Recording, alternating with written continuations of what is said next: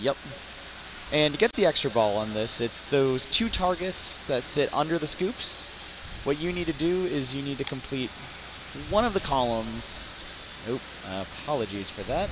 One of the columns in the center of the playfield. Either the drop targets or the rollovers. Brutal center drain there, but a good start from Phil, 137,000. And we have Jermaine stepping up to the game now as player 2. Jermaine from out west. Yeah, definitely 137 on Cleopatra. For a game, that's a solid score, let alone for one ball throwing down the gauntlet. Sure. So to clue everybody in on the format of the Intergalactic Championship, this format is a 3 strikes tournament. So from the 48 finalists we had this morning qualifying, they would play in groups of 4 with the bottom 2 players of each game earning a strike. Once you've earned 3 strikes, you are eliminated from the tournament. I'm not sure the current state of strikes among this group right now, but ideally you want to finish in the top 2 in order to avoid those strikes, and the last person standing wins. We do. We have 10 players left, and 5 of them have 2 strikes, and 4 have 1 strike, and Jerry Bernard has no strikes. Alrighty. Brutal drain for Jermaine there. That's what we'd expect out of Cleopatra. Everybody's going to probably have one of those kind of balls, for sure. So we have player 3 stepping up.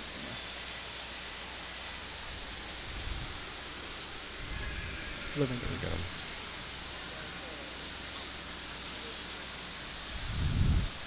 Cleared it up, makes a shot. Yeah. Oh, Nope. just a flipper error there. And I don't know if there's much to do. I think that was coming off the metal, so it just floated over the flippers. It's one of the ones where you see where it's going, and there's just not a lot you can do to save that ball. Oh, no. So Phil stepping back up here with a pretty sizable lead going into ball 2. Nice recovery there. And down the left out lane. Yep. So this is also one of those games where if you start flinging around and trying to bail yourself out of trouble, you're actually getting yourself into more trouble. Oh, for sure. It's a game where if you can find control, you are set. But establishing control is definitely difficult. So we're coming back to Jermaine here. Jermaine currently has 2 strikes in the tournament. And 2,000 points.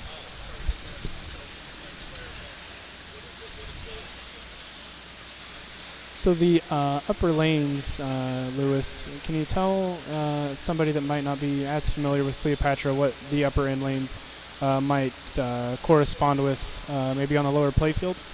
So the upper in lanes. The color-coded lanes up top. Yep, the color-coded in lanes up to the top match with these colored drop targets down at the bottom. If you match a pair like you're seeing right here, then you'll actually collect out the bonus for that value. Okay. If you get all 5 of one column, you get an extra ball. If you get all 10 lights lit, you get the special. Center bank of targets to the center drain. And then I think double bonus is for hitting both saucers? Yep, double bonus is both saucers, and the saucers actually spot one of the rollovers. So it's nice. It's sort of an early version of things like Surf and Safari where you're building a grid that completes things across and up. Mm-hmm. Surf and Safari is a great game, by the way. A lot of fun. It I like it very much. That's one way to find a saucer. Nice nudge there to keep it out of the right out lane. One of the most important skills of improving your pinball play is nudging. Oh, definitely. Nudging Nicely like done. that. Knowing when not to nudge. Absolutely. Yep. It's such a subtle nuance that when you master it, it really does help just propel your game to a completely different level. Nicely done. Great dig there. There's definitely a master class on good nudging right here. There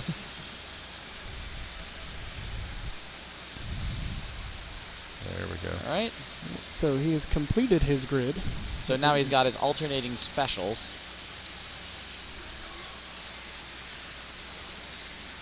Let's see what he's going to do here. There's not much left. There is a 5,000 point target if you want to shoot the center of that bank, but it is very risky at this point.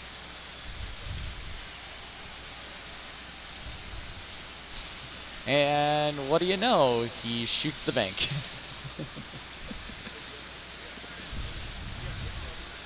Oh, just almost got it. Extra ball's back up. Oh, wiggled out of there. Another opportunity.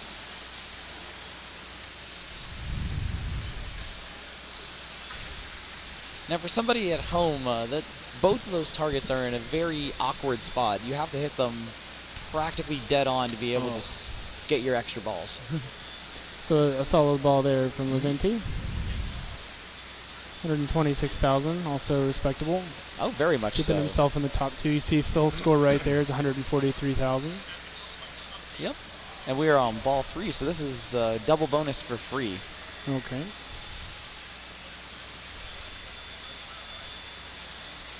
Oh, unfortunate drain.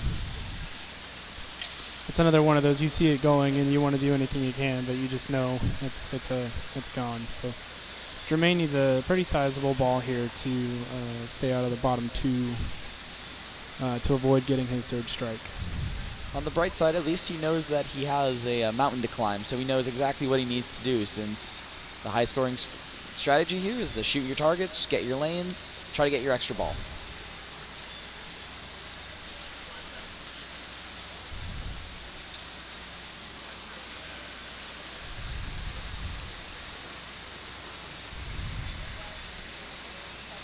Some pop bumper action there.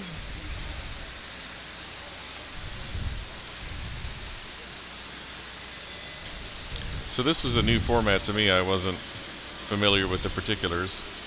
I learned today. The 3-player group seems like the tougher spot to be in.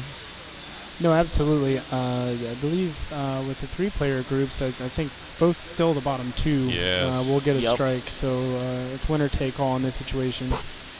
And there's one specific case where you have to have a 2-player group, but only obviously one goes then. Yes. Some tournaments take for 3 players 1 strike. Some tournaments do 3 players 2 strikes. The 3 players 2 strike tournaments kind of speed up things a little bit, especially because we have the Women's International Pinball Tournament coming up on the stage for their finals once we're done here. So we want to try to get this tournament going, make sure that everybody gets enough time on the stage, and we get everything done before we close up at 5 today. So soon. It's over so soon. I feel like the weekend just started. It's hard to believe that it's just about over. So he will need, I believe, right around 150, 160 to avoid a strike here. Yes, he's looking more towards about 150, 155. No, 143.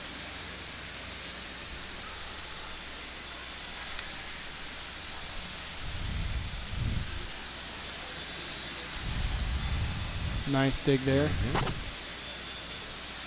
That's a great 2 drop targets right there. That'll definitely chip a little bit.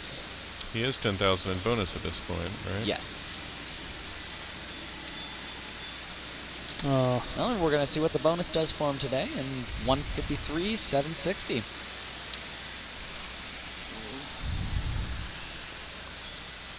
So, try to confirm player 1's score here. Yep.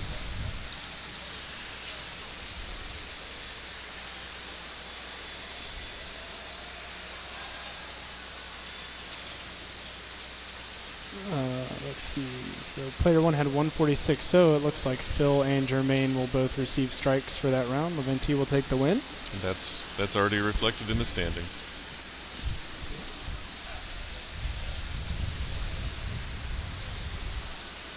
So I'd like to take a second.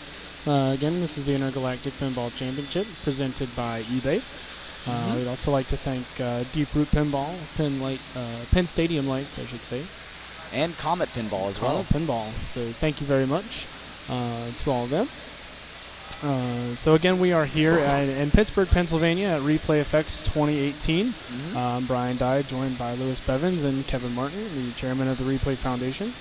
So Kevin, what's in store for future Replay Effects things? Is there any new and exciting things you can impart to the public about what big plans Replay might have in terms of the future? We always have big plans. The goal is to make the event bigger and better every year, and Mark and his team has done a terrific job in that regard. At any given point, there are dozens of ideas and possibilities, and we explore them very carefully. We take a couple of weeks to catch our breath, and we have some very strong ideas for next year for bigger events, bigger Pinburg tournament. And if I were to speak on any specifics, then I would be in trouble. Well, don't do that. Don't get yourself in right. trouble. So.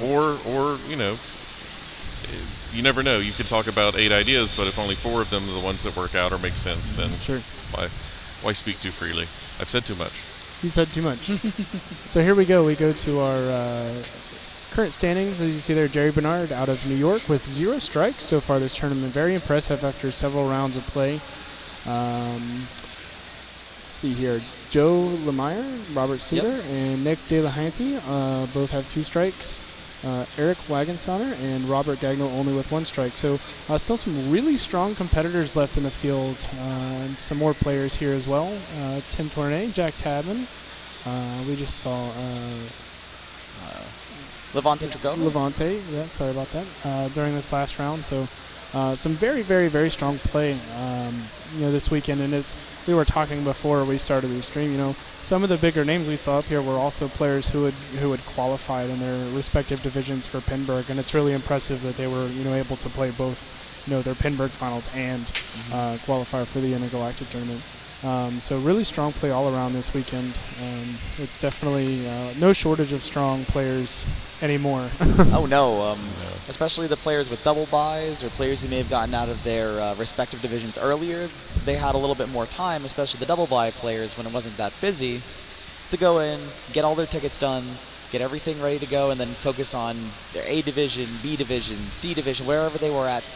Sure. They can just focus on Pinburg instead of having to worry about, oh man, I need to play the last 5 of my tickets. Right. Hopefully something good happens here. So what's been your favorite thing here at Replay Effects so far this year? Oh, aside from being a tournament director. Aside from being a tournament director, tournament directing was probably one of the more fun experiences. The tournament director boot camp that is Pinburg really gets you confident on your rulings, goes through a bunch of edge cases, and it was a very enjoyable time. I would definitely consider doing it again if you want to have me back. Sure. Otherwise, I'd say probably getting to see some of the games out on the floor. Snow Phoenix bringing all the Japanese imports in. Those are really neat. Those are super, super cool. Oh, I'm always a sucker for Japanese import rhythm games. So. Me too. Me too. Yeah. I think we have Easy 2 Dancer working out there now. Yes, I saw the Papa Easy 2 Dancer working. I actually got to play it. It's bizarre, but very fun. It survived the flood. I had played it somewhere in Japan at some point and knew we had to get one, and then we got it, and then the flood happened. So. Wait. This game's been around since the flood. Yes, I think the company that made it got sued out of existence, so there aren't that many of them. Wow. Yeah. That's what I've heard.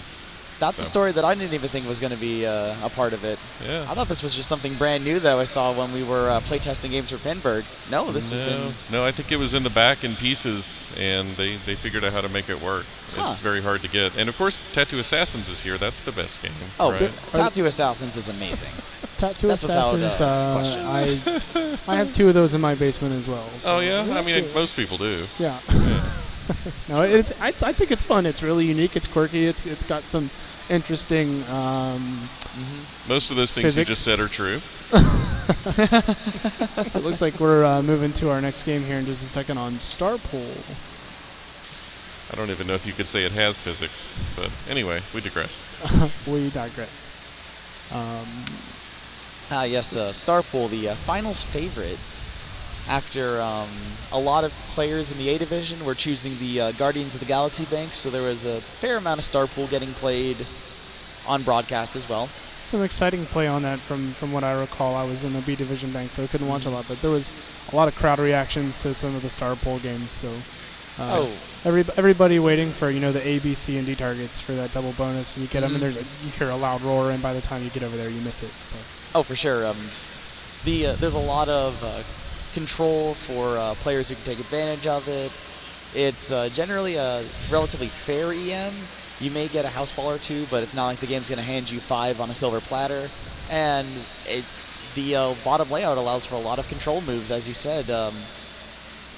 Watching the top 16 of A Division go to town on Star Pool was a experience and a treat for everybody who was in the audience.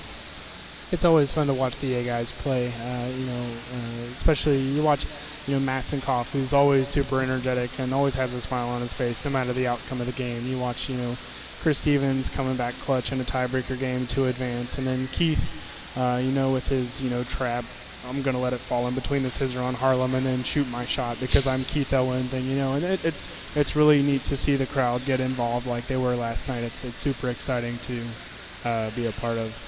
So Jerry Bernard here stepping up to Star Pool. Jerry from New York, a classics guru. I feel like since I've been attending Papa, he's always over in the classics bank, usually qualifying in some form or another. So he probably definitely knows his Star Pool. Oh, definitely. Great thing to see on the plunge, at least, is that first trip coming down into the pop bumpers. He gets both his A and his B, so...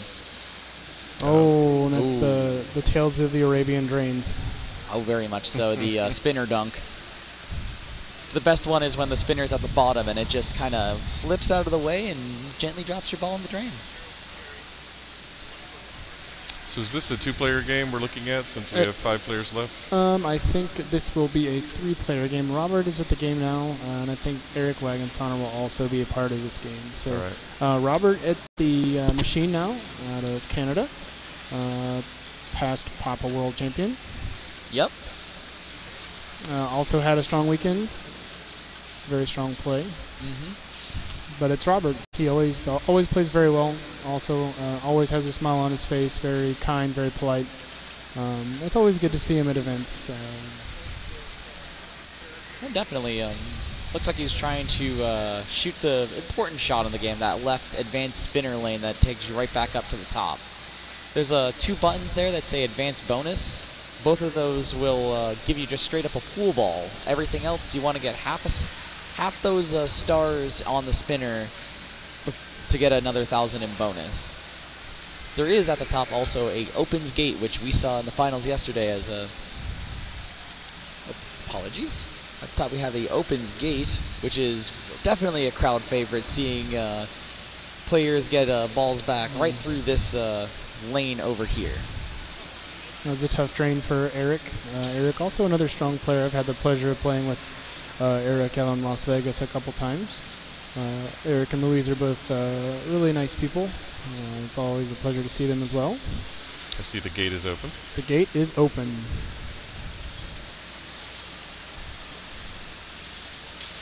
And now an interesting thing with that gate is if you hit either of these 2 side slings, that gate actually closes back up. So you want to try to avoid missing your shots back up to the top, especially towards the outside.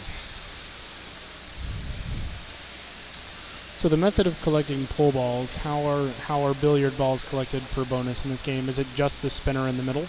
So we've got 2 switches up here that give you a pool ball. The 2 switches next to those, so that one and that one, both give you advances on the spinner. Now, the spinner itself is a very risky shot, so you really don't want to be trying to shoot the spinner unless you're feeling brave. But if a ball rolls into the spinner just like that, you'll take the 1,000 and change that it gave you. So he's got his A and his B, and as we mentioned earlier, collecting A, B, C, and D will award double bonus. So he's going to take a shot at the C. Just barely grazed it. We'll have another shot here. Let it bounce over. Good control. Oh, and that goes right back in. That was a good non-move. He didn't make a strong move, and that's one of those easy situations to get into when you zig when you should have zagged, and you end up pushing it into the out lane when it was going to be an in lane. So good patience from Robert there. And Sling gives the C. What a gift. So now that he's gotten all 4, he gets double bonus at the end of the ball. And he has collected what looks like all 15 pull balls. Yes, now is the grind of Star Pool. What is left to do? Shoot the ball up top, get $100 or 100-point pop bumpers. Maybe $100 pop bumpers, given we're giving out, I believe everybody's getting credit for the top 48 to go out in the our merch area and go buy some stuff. Oh, nice.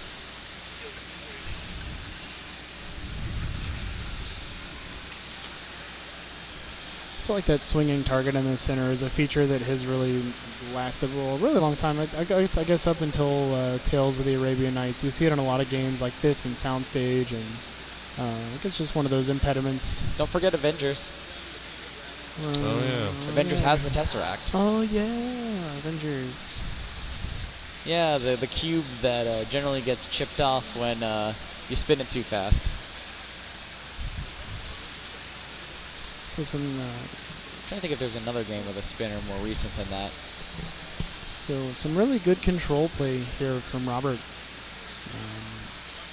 Yeah, see, that's one of those dangerous moments where you never know if that spinner is going to be your friend or your foe. Well, obviously, Robert's made some friends with the spinner today, so... So some excellent ball control being shown right now. Robert started this ball with 7840, so he's already racked up an extra 10,000 points, and unfortunately finds the out lane. So big bonus. So strike totals here. Jerry again with 0 strikes, Robert with 1, and Eric with 2. And Eric stepping up to the game right now. Yep. Robert's definitely thrown down a little bit of a gauntlet there on ball 2, but this is a 5-ball game, so really it's still anybody's game right now.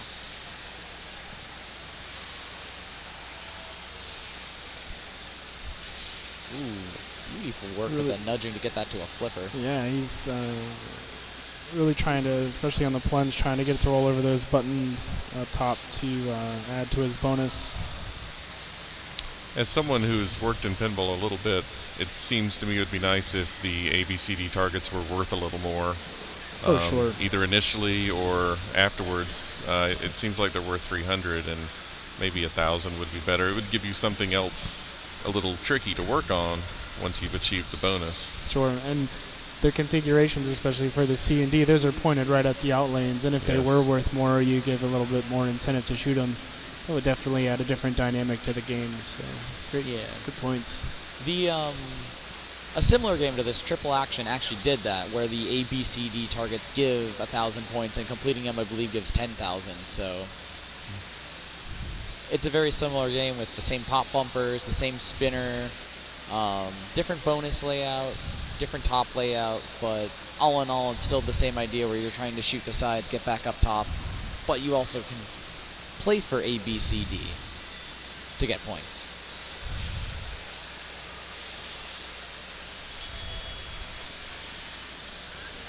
Interesting pass there. That's not the easy kind of pass to make. No.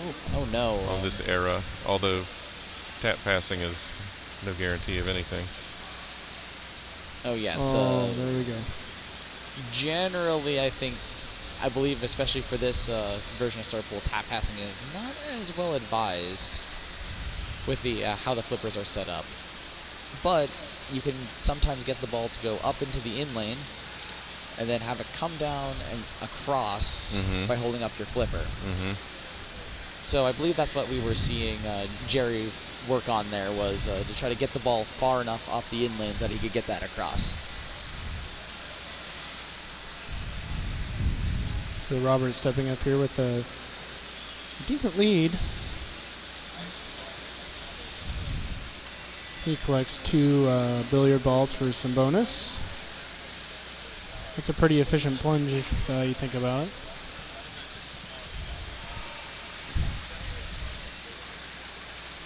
Yeah, those little buttons, they don't use that anymore.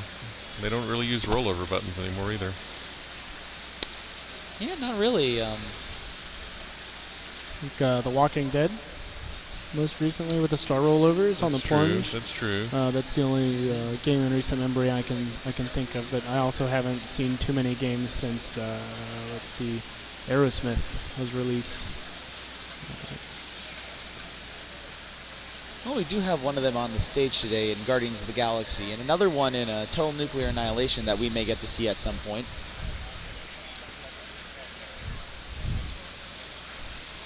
So Robert's still going here. Some really good ball control and accurate shooting.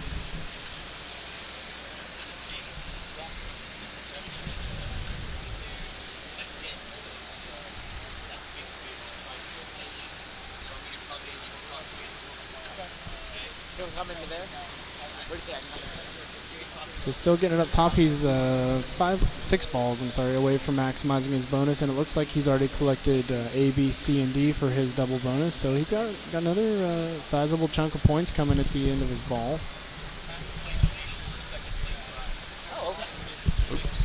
That little spinner almost gently carried his ball into the center.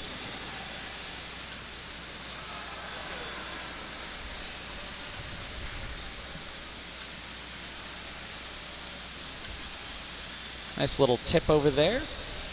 He's up to 24,000 in bonus now.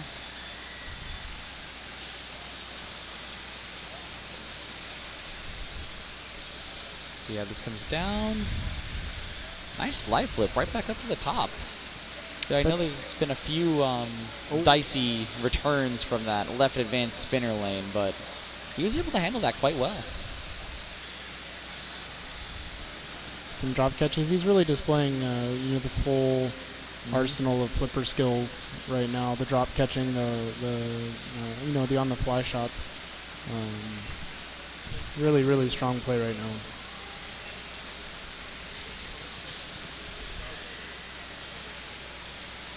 Yep, really strong play, and also a nice interesting little post pass there. It was kind of an on the fly post pass. That was very clean. Yep. And that's another thing with this game. You could definitely, if ball's coming down fast enough, just hold up the flipper and let it go across if you don't want to take the shot. Another beautiful ball from Robert Gagno. Very nice. He's going to end this 90,000, 10,000 short of rolling it on 3 balls alone. He's still got 2 more to play.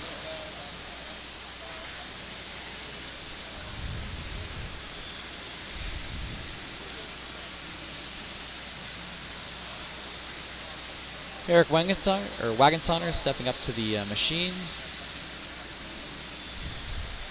He's going to go ahead and get the ball back up top. Let's see what happens. There's another beautiful passover. Definitely, if you want to practice some passovers or just like some live passovers, find a start pool. It's a really solid game for figuring out if I should flip or if I should pass. Find a start pool. Nice catch. Oh, it was a very nice catch. So that was a good example of a live catch. And for those that might not be familiar with all the pinball lingo, the live catch, the drop catch, there's some really good resources out there to learn about all the different kind of flipper skills that we talk about, that you see on the streams over at papa.org. All kinds of YouTube videos out there as well with different tutorials and things that discuss these kinds of skills. So if you're interested in learning about those, you should totally check them out.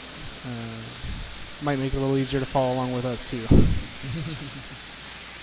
I think sometimes it's easy to get lost in it. We're around it all the time and so much that it's like, oh, that was a nice dead flip. Oh, that was a nice live catch. And sometimes you lose sight of the folks that might not be hip with the cool new thing. So be sure to check those out.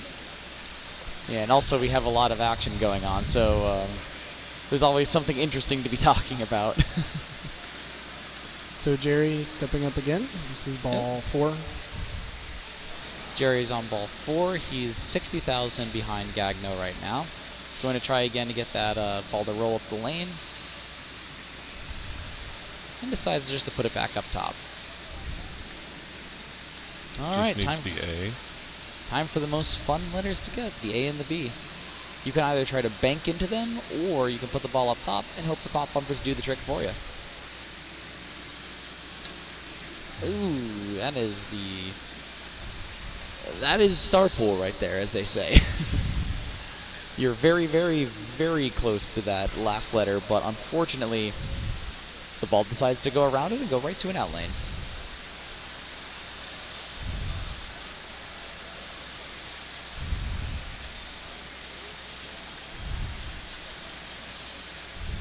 I think it's pretty safe to say if Elwin gave me $1 for every time I've seen somebody miss that last letter from the pop bumpers and go right to an out lane, he'd be going home with just a trophy and no paycheck. I think he'd have something to say about that. This is a theoretical situation. I'm not advocating playing Win Keith Elwin's money or anything like that.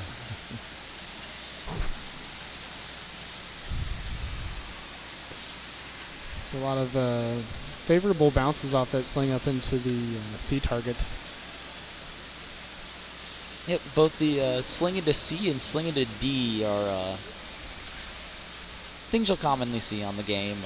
If you hit the C, they're just right. You can actually also shoot it into the D directly, and what do you know? It gets a nice bounce ball, off, a double off the bonus. pop bumpers. See, usually mine go from the pops directly down the middle or in the out lane, and some obscenities are said, and go about my day. Oh, and got that there's spinner. the There spinner. it is. Do we have a round of applause for Round of Robert applause Gagno? for that. Great game. Well, I don't think it's over yet. No, It's not over yet, but they want to give him a round of applause because they he rolled the score reel. Yep. So his score right now is showing that he has about 18,000, but in all honesty, he actually has gone past the 9 on the score reel, rolled it back to a 0, and now has 118,000 on the game.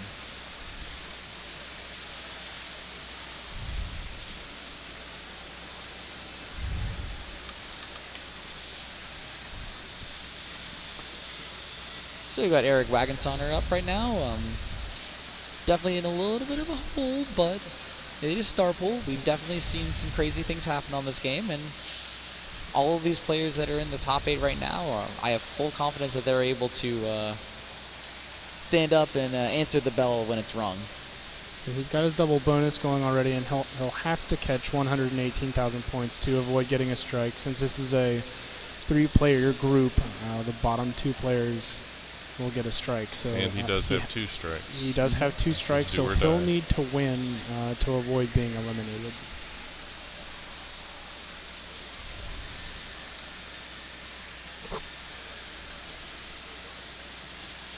Very nice dig there. Yep. Gets the ball right back up top, right into the bonus land. Ball hops around.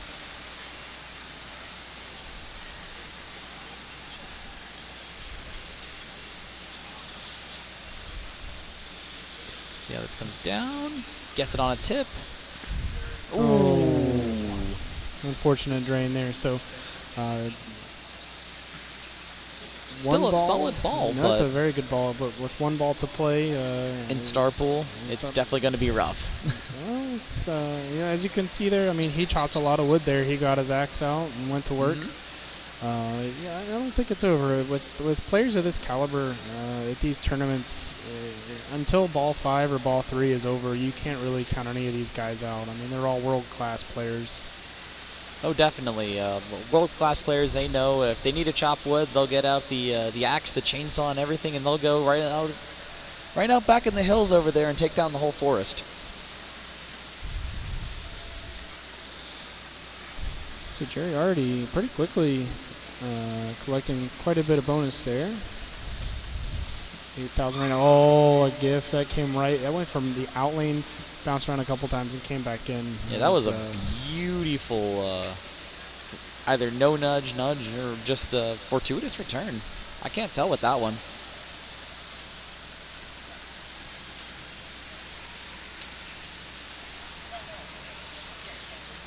The C is the only target left, and he hits it dead on.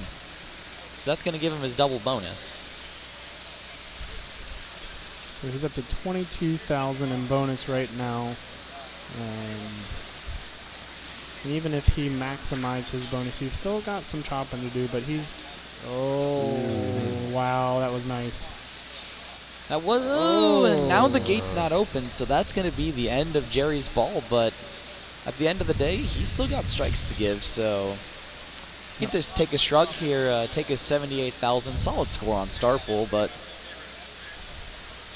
Robert Gagno right now has 116,000 sitting in the tank and is going to try to pull away even further just to make sure that he's safe.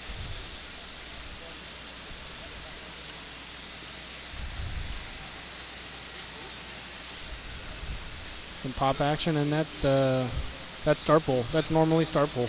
That's how it happens. So a great game from Robert Gagno, 124,000 points after 5 balls.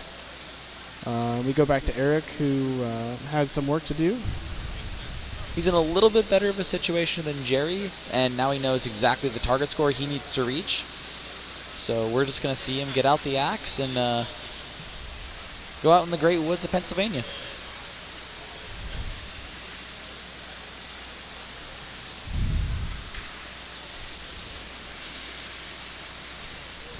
Takes his time, collects himself, thinks about a shot, and makes it.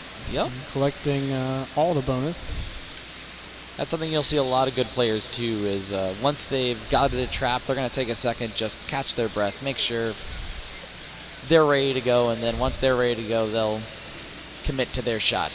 Great 100%. Save there from Eric.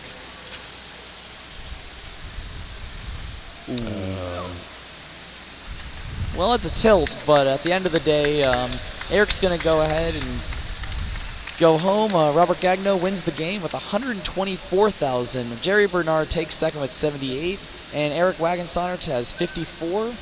So Jerry and Eric are going to take strikes. That's going to bounce Jerry out, and Robert's going to be sitting at 1 strike still.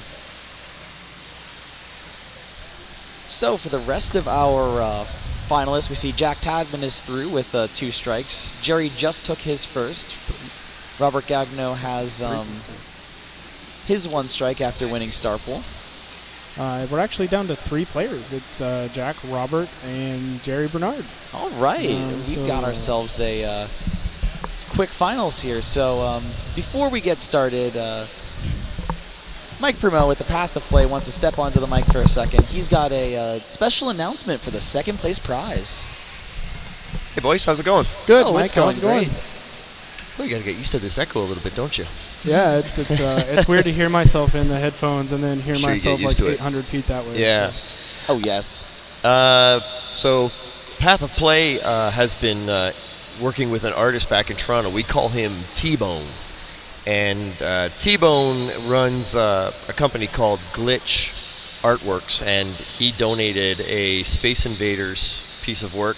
I'll hold it to the camera here. I don't know if we can see it or not, but this is really, really amazing artwork. And if you're a big fan of the retro gaming era, this is something really, really special. And he donated it to Path of Play earlier this year, and we decided that it would be really great to award this to the 2nd place player today for the Intergalactic Pinball Championship. So we really want to thank T-Bone and Glitch Artworks. We actually have some samples of other work of his too, but there's a website you can go and look at all his work, and all of it looks as amazing as this. He just did a Galaga one. So this is going to go to 2nd place today, and we're happy to have made a contribution to this tournament. Oh, definitely. And if Thank you you are very much, here Rick. at Replay FX right now, his booth is back in the merch area if you wanted to go check out some of his other works yourself. Other than that, we are on to our final 3 at the Intergalactic 2018 here at Replay FX, presented by eBay, Pinstadium, Comet Pinball, and Deeproot. And finally, my heart's happy. We're seeing High Hand. More high hand. Let's see some of that center saucer. So High Hand is it's a Pinburg staple at this point. It's been up on the stage for 4 A Division finals.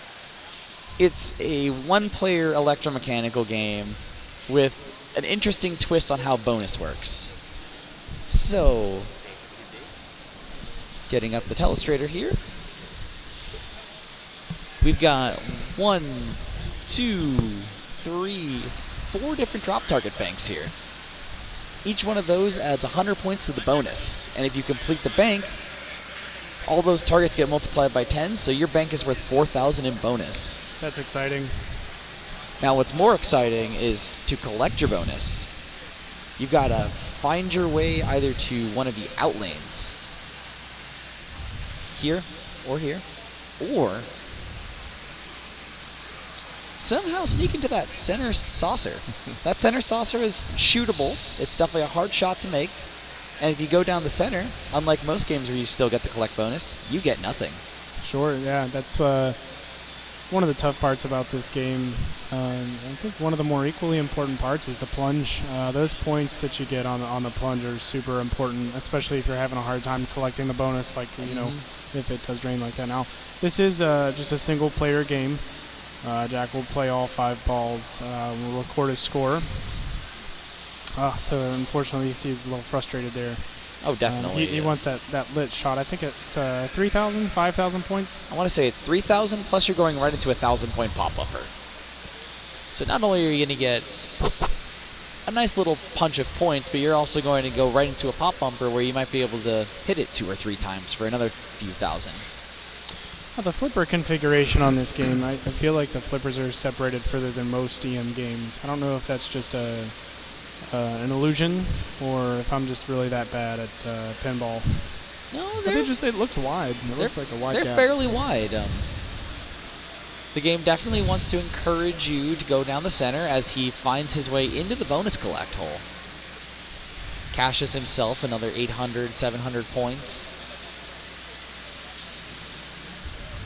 Right now he is the Queen of Diamonds, which the Queen of Diamonds is now hit, so he also picked up his heart. His 3rd bank to collect is going to be that bank on the left, and he still hasn't started his upper right bank as of yet. There we go. His bonus is now up to 12,000, so if he finds his way into an out lane or into the center saucer, he will find himself a fairly nice payday.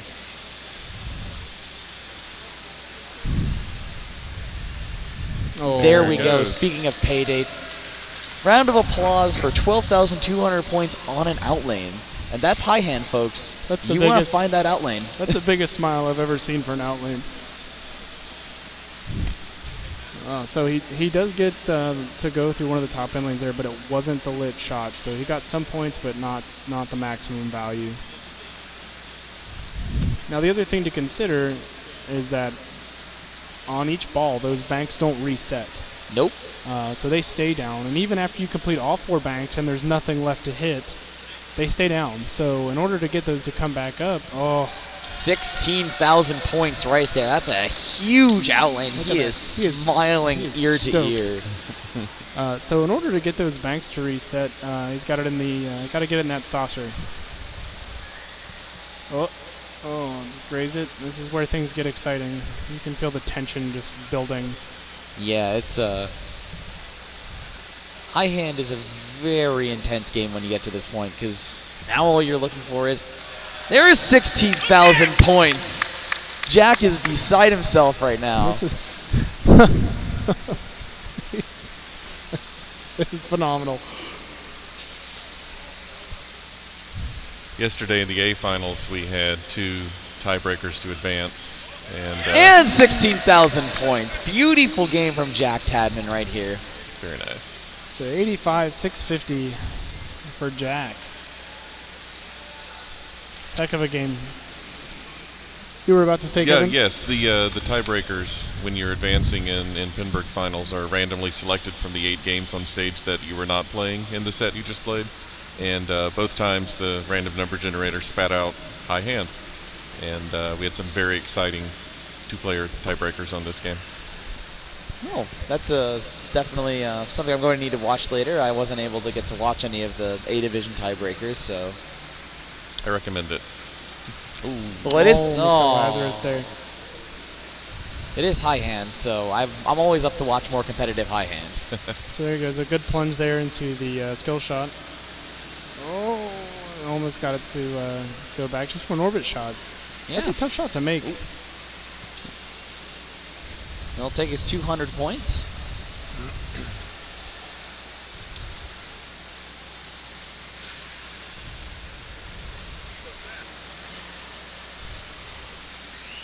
Again, you can never count Jerry out, especially when it comes to the EM games. I mean, I've seen that guy go, ballistic in Classics Banks. He's really, really efficient on these older style games. Oh, definitely. He's currently got 2 on the lower bank. He's got 2 on the right lower bank, which he just collected 1, and then he's got 2 up towards the top, on top of the 4 drop targets left to max out his bonus. You know, he's been getting the feeds to the out lane, but he didn't have the value maximized. So 14,040 points won't be enough. Jerry will take on another strike since this is we're down to 3 total players. But again, at the end of the day, he has a strike to spare, so if high hand's going to deal him bad hand, he's still going to stay alive for it. So now stepping up to the machine is Robert Gagno.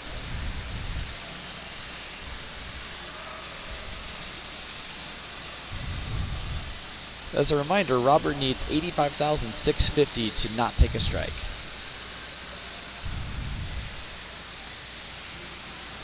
Robert getting into it, getting into the groove. Yep. Collects his first drop target quickly.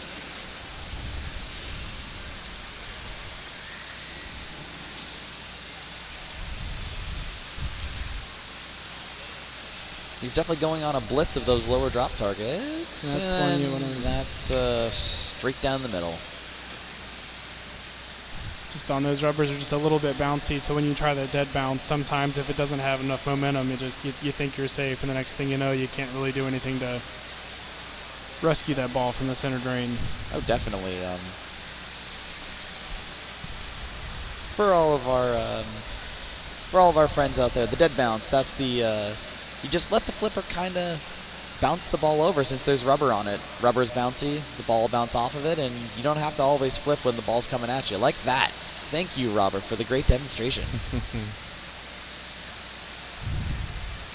Oh, that almost came back. Yep. That was close. Which is another thing a lot of these Classics games have is that the bottom of the playfield, for some reason, bounces up a lot. It's the metal aprons. Yeah. Didn't really absorb a lot of energy. They kick them back a lot. It's something we see really frequently in EM games. You know, in some of the more modern Stern games, it happens pretty frequently, but well, it was a very fortuitous end lane. Yes. So he's completed 2 of his banks. Yep. He's going to take 8,300 here, and he's going to go walk into, I believe, ball 5. So nobody's out of it yet. There's a bonus collect saucer in the middle of the playfield. Just hit that a few times, and you can put yourself right into this game.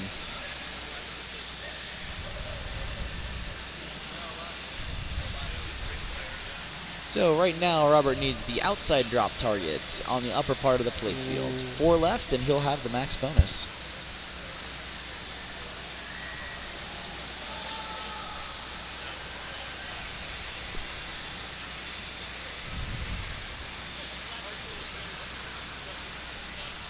Looks like he's doing a very good job of finding the way back up to the top, but 3160 for Robert Gagno means we are down to our final game. 3 men enter, 1 man leaves, and I guess we'll have to tie break after this. So we'll be updating those scores shortly.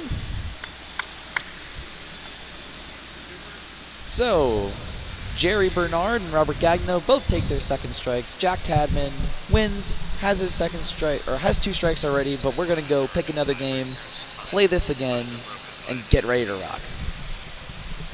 I'm being informed by one of our tournament directors that there are actually no tiebreakers. Ties will be broken by the initial seed of the tournament. Ah, okay. So in order to speed this up, we're just going to say no more tiebreakers. There we go. There we go. Shout outs to Doug for being able to hand us that quick decision. And we are going to move on to our last game, which we are still determining. But in the meantime, what do you think of this A-Division bank on stage we've got here? I think it's a very unique blend of games. It's your typical Pinburg setup. I mean, the games. I didn't think I'd typically see Pinbot in an A bank, but they made some software adjustments to make it a playable A-Division game, so it couldn't be exploited. To a degree. I think they're all fair playing, decent games for players of that caliber. I believe they're setting up on Taxi. All right. Taxi is going to be our final game. Again, we are at the Intergalactic Pinball Championship. Over 440 people have shown up for qualifying. The top 48 made it into a 3 strikes tournament today. We started with the top 10. We are down to the top 3. Again, Intergalactic, presented by eBay, Pinstadium, Comet Pinball, and Deeproot here at ReplayFX 2018. A big shout out and a big thank you to all of the competitors in the Intergalactic Pinball Championship and the Pinburg Championship. We had a lot of players come out this year. That's something, without those players showing up, signing up, and coming out, we don't have anything to do this weekend. So thank you very much to everybody that came out and competed and hung around this weekend. It's been an awesome time. It really has. And here we are at Taxi. Going to take a second here to let all of our players get a little bit more time to relax before they step up. All right, so winner take all here. Yes. Looks like Jack will be player 1. Taxi, one of my favorite System 11 games. The object is to collect passengers by shooting their respective shots on the playfield. Start multi-ball. That's available in the game. A couple different ways to attack the game, but generally at this level, it'll probably be seen pretty consistently across the board on how people will attack it. So the lock shot is on the right hand of the playfield. There's a flashing green area that Jack just shot. Thank you, Jack. And now to release that ball from multi-ball, he'll need to shoot the left ramp. There's another flashing green arrow there. I'll activate a 2-ball multi-ball.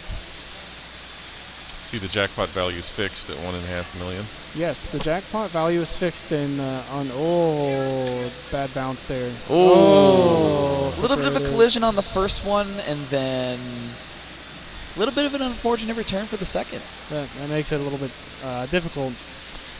But on games with progressive jackpots, such as Pinbot, Taxi, for instance, more often than not, tournament directors will opt to fix that jackpot value such that somebody can't just sit and ramp it up and then have one person collect it and then it resets, which creates somewhat of an unfair advantage for the rest of the players. So it's kind of a nice equalizer to make an even playing field for everybody. Yeah, it's definitely... there's a handful of games that don't have that out in the Pinburg banks, and you could definitely see that, for example, say if there's a 4.5 million jackpot and it resets to 500,000, it could be brutal, a brutal race for who can collect that jackpot first. So Jerry with a tough ball there, ends at 157,000. Robert stepping up now. Yep. He's going to plunge his skill shot, which is that dish up in the upper part of the playfield there. For the amount of times you spin around, various values are given, and he'll take 75,000.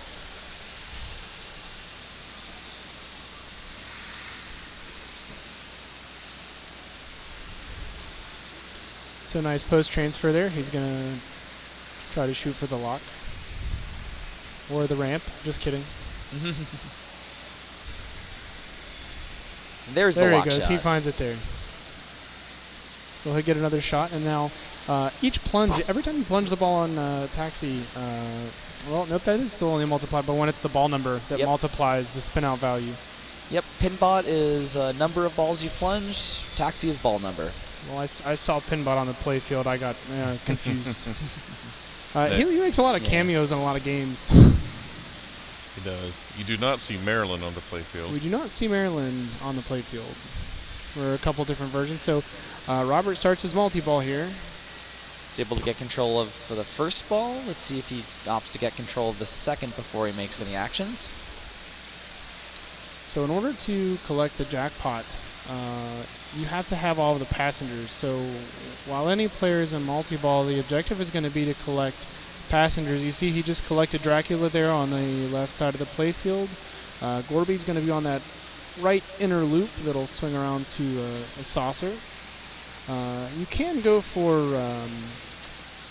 not Joyride. What am I thinking of? There it goes. There it is. Express Lane. Express Lane. Yes. There it is. So that's worth 300,000 points.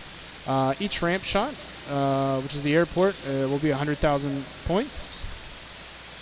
So if you can get control of that other ball here, maybe go to town on the ramps, you'll collect some nice set of points.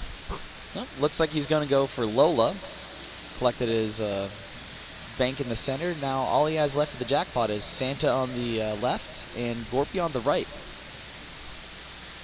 So that wasn't a bad decision to go for those targets. In multi-ball generally, you see that reserved for last. There's less risk since you already have kind of a ball controlled. You're not risk losing your turn in general. Ooh. Oh, unfortunate drain there. Now there's he'll lose all of his passengers. Now there is another rule where you can carry over your passengers. That way you carry them over from one ball to the next. Generally that doesn't happen, and there's something else to consider rules-wise for taxi. All right, Jack Tadman stepping back up. Gets a nice skill shot, 150,000. So it looks like the lock is currently not lit. Right, so he'll have to relight that lock. Almost does so with the Gorby shot. Yes, qualifying the lock is done by collecting any passenger. Generally find those pinbot targets very difficult to hit. Plus, you really throw it in danger of going down the left out lane by electing to shoot the targets. Nice nudge there to keep it going anywhere near that left out lane. That was a great nudge by Jack. So he's requalified his locks. He's going to try to shoot there that we now. go. He does.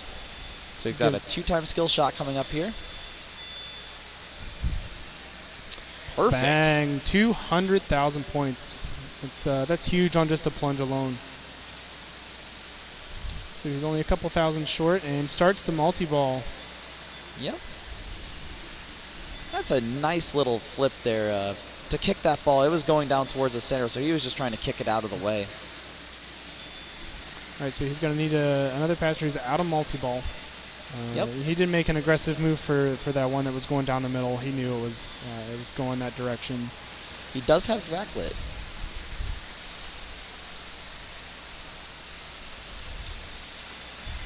Also kind of another interesting shot. I know on some examples, sometimes if you shoot the shot too clean, it kind of wraps around and then kicks back out, similar to how Galaxy does the old Stern solid state game. So this one I don't think it's as much of a problem. So his lock is ready again. He's got 2 passengers total right now. Locks his first ball. Nice mental fist pump. Another solid skill shot, 150,000 is always good. So when you're relighting locks, see a lot of players go for shots instead of drop targets. Any reason why that is? All those drops are dangerous. That's not ideal at all. I mean, if you can have a more controlled, like, the Drac shot is a nice controlled feedback to a flipper. The Gorby shot isn't necessarily a safe feed, but it would be better than, having him carry him off one of the banks of targets and throw you into trouble. It's just not a necessary play. So I wonder, nice up and over. Is going to try to cradle separate here. Yep. Nice, look at that. Is that. a gorgeous little tip over. Gets the sling in. Now all he's got to do is shoot that Drac, and he'll have 300,000. Bang, there it is, 300,000 Ring points. the bell, it's express lane time. So he's got 2 passengers left. He's actually got 1 passenger now that he's got Lola. And he's got the carry. He got the carry. So from this point on Jack's next ball, he will have 4 of his 5 passengers. Now all he needs right now is Santa, which is the shot on the inner left portion of the playfield. You can see him blinking there, all jolly and bright. Yep. Nice tip pass again. And he got There it. it is. So the jackpot is lit at the inner right orbit. Oh, that was interesting. It's a very tight shot. And it's timed, so there's a limited amount of time he has to collect the jackpot. He gets it. 1.5 million points for Jack Tadman. Huge. There's the bell again. Taxi's got one of the more interesting sounds of a 80s game. It's got a bell. Bells are fun. Bells are cool. Yeah, it's just a little bell that buzzes off occasionally on the game for multi-ball or the jackpot. So his multi-ball is qualified and ready to go again. Or not multi-ball, but the lock shot, I apologize. Yep. He also has an extra ball on the drac shot. Oh, so he'll end with just a little over 3 million. A round of applause from a huge crowd here for Jack Tadman. I'd say it's a little bit more than a little over 3 million. He's already got almost 3.3. 4x bonus did him wonders. Yep. Jerry Bernard stepping up to the game. And at this point, all these players are top caliber players. If one of them can do it, we could see it all. I think everybody in the crowd would love to see a high-flying game at Taxi right now.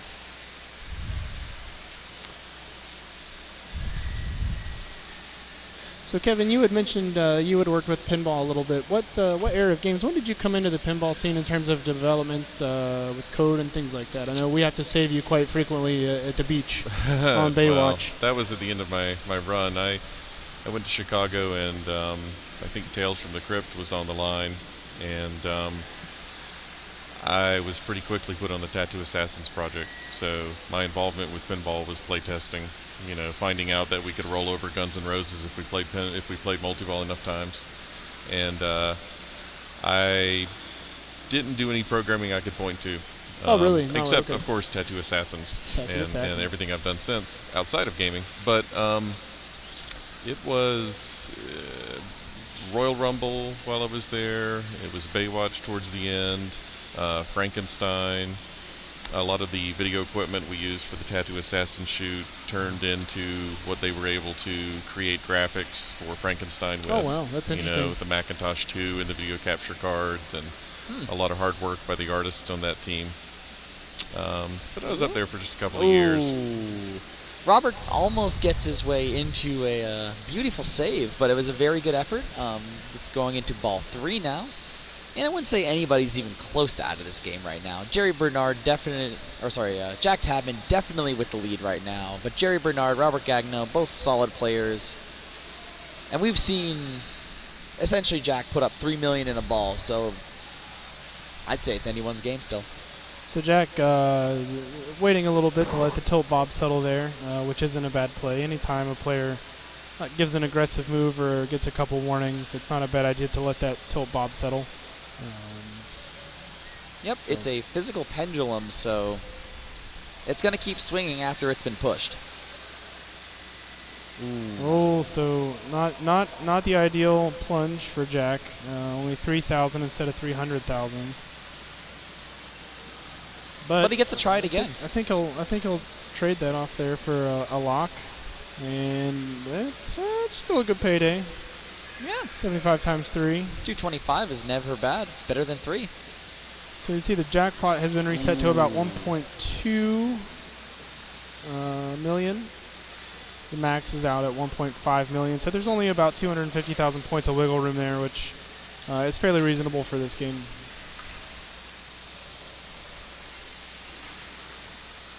And Starts there's the multi-ball.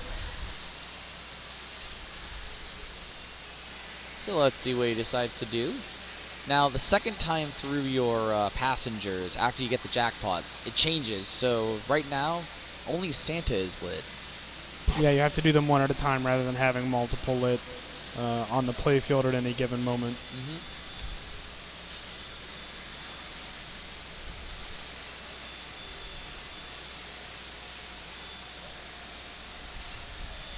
Cradle up here, take a breath. Assess the situation. And almost in the Santa wiggles out of saucer. there. Very close, very close. There he And goes. there's the Santa saucer.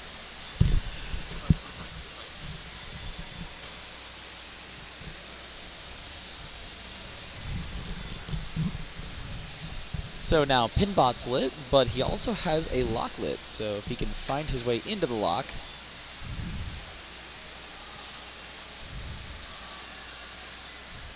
There he goes. There we go. He's really dialed in on that shot. And not to mention an extra 300,000 points on the plunge.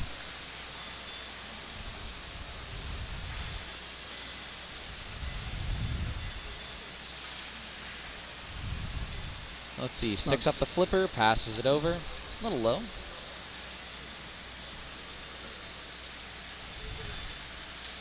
Ooh, right back down Either from way, the Gorby. Great game from Jack. A round of applause from the crowd again. Yep. About halfway to the GC, a little over halfway to the GC, so really, really solid game there for Jack. So Jerry knows what he needs. He spins out so hard that he actually spun all the way through and back up to the 10. But what Jack left on the table was his multi-ball start, so Right. Jerry Bernard will have that multi-ball ready to go. Unfortunately, finds the out lane. Another round of applause for Jerry. Some really, really strong play today. Nothing to be ashamed of at all. Oh yeah, all three of these players have. To get to this far means you've gotten essentially in the top 10% of the qualifying, and then made it through the 48-player knockout tournament on all of these amazing A-Bank games, which are also amazingly hard. So Robert stepping up. He's going to try to shoot that left ramp to start multi-ball, and he does. He's got a about 2.8 million point hill to climb here. I don't know if I could say point too many more times in a sentence, but I'll try. That's a beautiful catch right there. Just drops the flipper, lets it roll up a little bit. There and it goes, boom, express there lane. is express lane.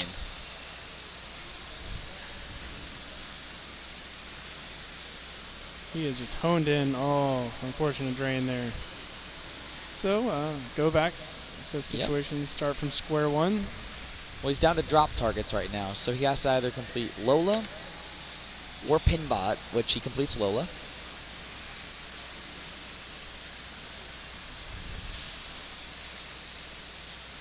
And he completes Pinbot while we're at it. And finds the lock. And it sticks.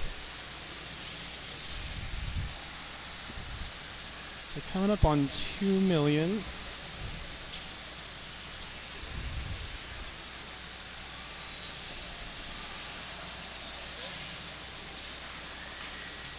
Important plunge, possibility for another 300,000 points, and which he gets it.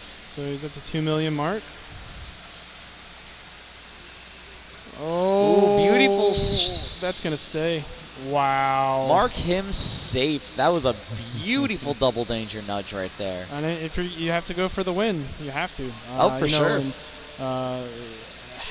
I don't know. He's going to take a second there. Let that tilt bob settle back down, because he was right on the cusp of a tilt right there.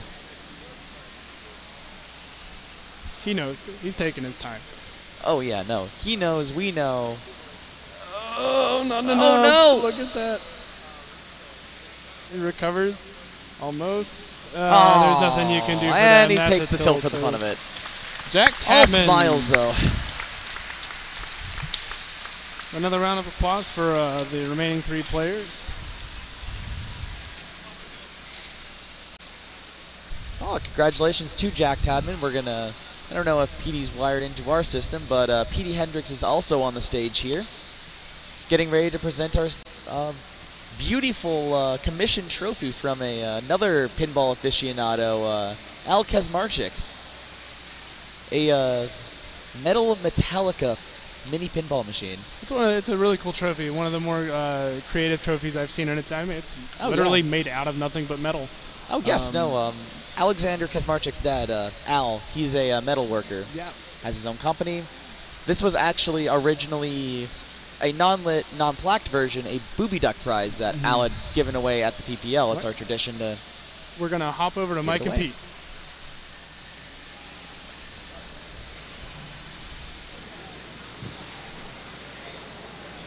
And this brings to conclusion the end of the Intergalactic Pinball Championships. We had 441 players donating $20 to multiple charities. Thank you for all for putting your trust in this event. Now it's time to pass out some hardware. In fourth place from the great state of California, Eric Wagensonger.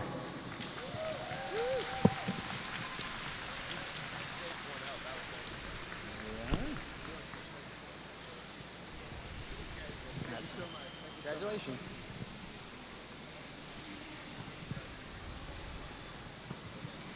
Third place from New York, Jerry Bernard.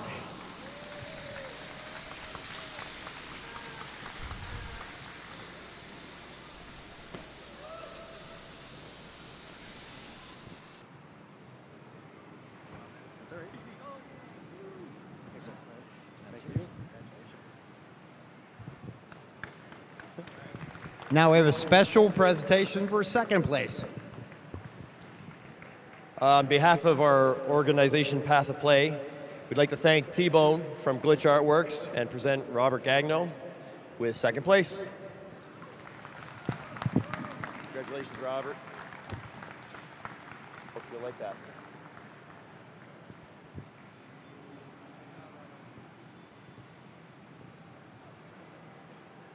And if you want to announce first, because this is heavy. Apparently, I've been designated to award first place. Very happy and proud to present Jack Tadman, first place for the 2018 Intergalactic Pinball Championships.